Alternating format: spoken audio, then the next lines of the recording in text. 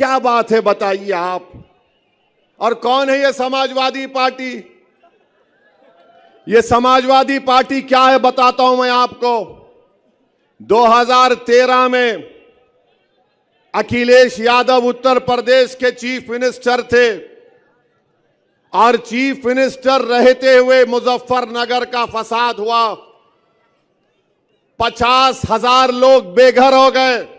कितने? 50,000। 8-8 महीने, एक साल तक अपने घर को नहीं गए।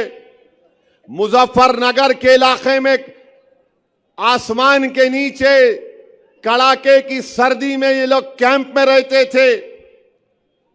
उस कैंपों में 2 या 3 दिन मैं फिरा। मजलिस की तरफ से उनको रिलीफ दिया, पैसे दिया।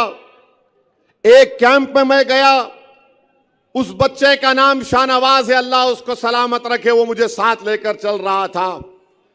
मैं एक कैंप में गया तो देखा कि 10 लोग बैठे हुए, खवातीन रो रही हैं, बहुत रो रही हैं। किसी ने कहा कि हैदराबाद का एमपी ओवैसी आया है। उन्होंने और रोना शुरू कर दिया। मैंने पूछा है, मैं जानता हूं कि एक कैंप में है, इनका घर बार लुट गया, इनके लोगों को मार दिया गया, इनकी तकलीफ क्या है? तो उन्होंने मुझसे कहा था कि हम 3 परिवार के लोग हैं और हमने अपनी बेटियों के शादी के लिए सामान जमा किया था।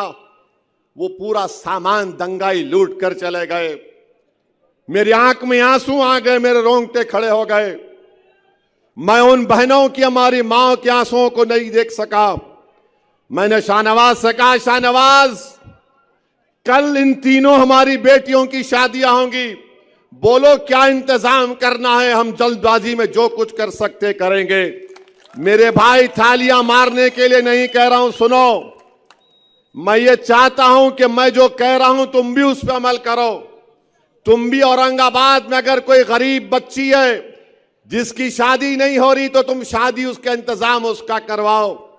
2 या 3 दिन के अंदर उन तीनों परिवार की बच्चियों की शादी, इज्तिमाई शादी हुई। मुझे बुलाया गया, मैं उसमें गया था। मैं उन महिलाओं को, उन खवातीन से मिला जिनका रेप हुआ था गन्ने के खेतों में।